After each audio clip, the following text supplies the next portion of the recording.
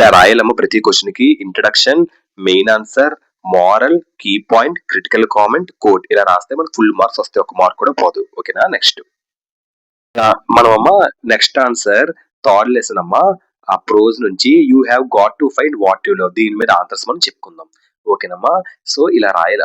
First question, why did Steve Jobs drop out of college and how did it influence. Question కి అర్థం ఏంటంటే అమ్మా, Steve jobs read college లో చేరాడు. 6 నెలల తర్వాత తన తల్లిదండ్రులు డబ్బు వృధా కాకూడదని కాలేజ్ వదిలేస్తాడనమాట లెసన్ లో. కానీ తనకు నచ్చిన కొన్ని క్లాసులకు కాలిగ్రఫీ లాంటి వాటికి మాత్రం వెళ్తాడు. కాలిగ్రఫీ అంటే హ్యాండ్ రైటింగ్ క్లాస్. ఇది అతని భవిష్యత్తుకు ఉపయోగపడింది. అలా కాలేజీ వదిలేయడం అతని జీవితాన్ని మార్చింది.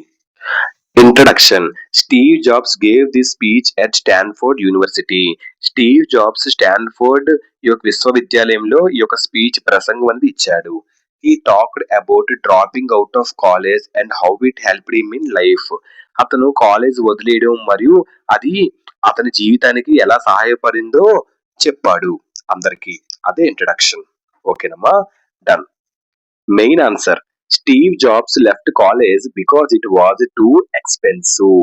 ఓకేనమ్మా. స్టీవ్ జాబ్స్ కాలేజ్ చాలా ఖర్చు అని అతను భావించి వదిలేశాడు. But he stayed and went to the classes he liked such as calligraphy. కానీ అతను నచ్చిన కాలిగ్రఫీ వంటి క్లాసులకు మాత్రం వెళ్ళేవాడు. కాలిగ్రఫీ అంటే హ్యాండ్ రైటింగ్. ఓకేనమ్మా. Next, later this helped him design beautiful letters for the Mac computers. తర్వాత ఇది మ్యాక్ కంప్యూటర్ లో అందమైన అక్షరాలు రూపొందించడానికి ఉపయోగపడింది. మ్యాక్ కంప్యూటర్ అంటే ఏంటి? ఆ కంప్యూటర్ యాపిల్ తయారు చేసింది అనమాట. అది దేనికి ప్రసిద్ధి అంటే బ్యూటిఫుల్ లెటర్స్ కి, గుడ్ డిజైన్స్ కి యూజ్ చేయడానికి ప్రసిద్ధి. ఓకేనమ్మా. సో జాబ్స్ ఈ కాలిగ్రఫీ నేర్చుకునేది మ్యాక్ కంప్యూటర్ లో అందమైన అక్షరాలకు కారణం. ఓకేనమ్మా. సో అది పాయింట్ అర్థం. Next, he said we cannot understand everything now.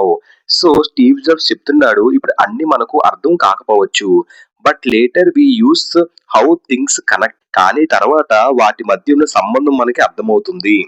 We should trust our journey even if it's not clear at first. అందుకే మొదట స్పష్టంగా లేకపోయినా మన ప్రయాణాన్ని మనం నమ్ముకొని ముందుకు వెళ్ళాలి. ఓకేనమ్మా. అంటే భవిష్యత్తులో అన్ని కలుస్తాయని నమ్మి జీవించాలని మనం స్టీవ్ జాబ్స్ మనకి చెప్తున్నారు. ఓకేనమ్మా. అది పేరకర్థం. నెక్స్ట్ అమ్మా, మోరల్. ఈ లెసన్ లో moral, the lesson teachers that real success comes when you follow what you truly love. Passion gives you the courage to face failures and achieve your dreams. So ఇది దీని moral. ఓకేనమ్మా. అంటే దీని meaning ఏంటంటే, ఈ point కి అర్థం ఏంటంటే అమ్మా, ఈ పాఠం చెప్పేది ఏంటంటే నిజమైన విజయం మనం నిజంగా ఇష్టపడి పనిచేయడం నుండే వస్తుంది.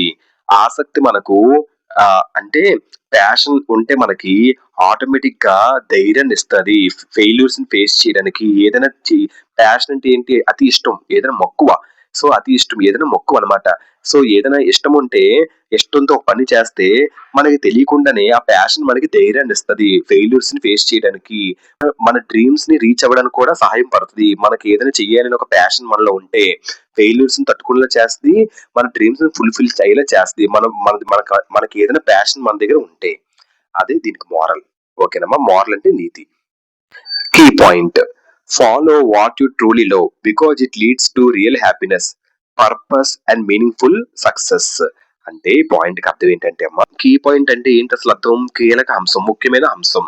సో మీకు నిజంగా ఇష్టమైన దాన్ని మనం ఫాలో అవ్వాలి. ఎందుకంటే అది నిజమైన ఆనందాన్ని ఇస్తుంది. నిజమైన ఆనందం, ప్రయోజనం అండ్ విజయం మనకి తీసుకొని వస్తుంది. ఓకేనమ్మా. అదే key point. Critical comment. Critical comment అంటే ఏం తెలుసమ్మా, మనం ఏదైనా విషయంపై మన ఒక అభిప్రాయాన్ని చెప్పడం, ఏది మంచిది ఏది మనం మెరుగుపరుచుకోవచ్చో చెప్పడమే క్రిటికల్ కామెంట్. ఇది విషయాలను మంచి విధంగా అర్థం చేసుకోవడంలో మనకి సహాయం అనేది పడుతుంది. అది క్రిటికల్ కామెంట్.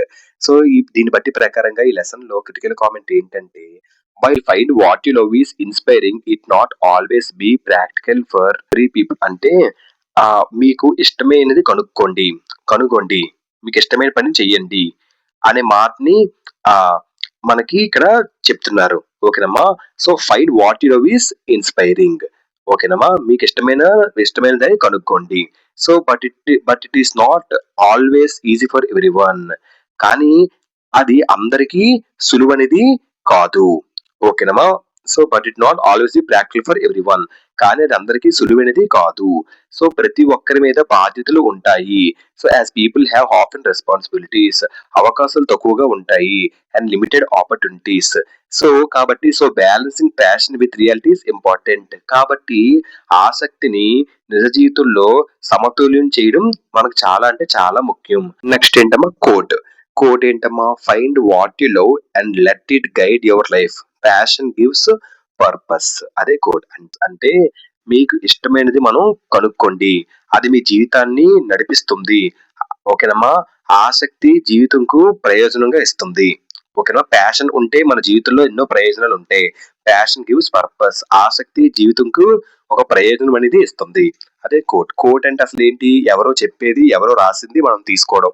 వాళ్ళు రాసింది, వాళ్ళు మాట్లాడిన దాంట్లో మనం తీసుకోవడం, దాన్ని కోట్ అని అంటారు. సో ఇదమ్మా, ఇలా రాయాలి.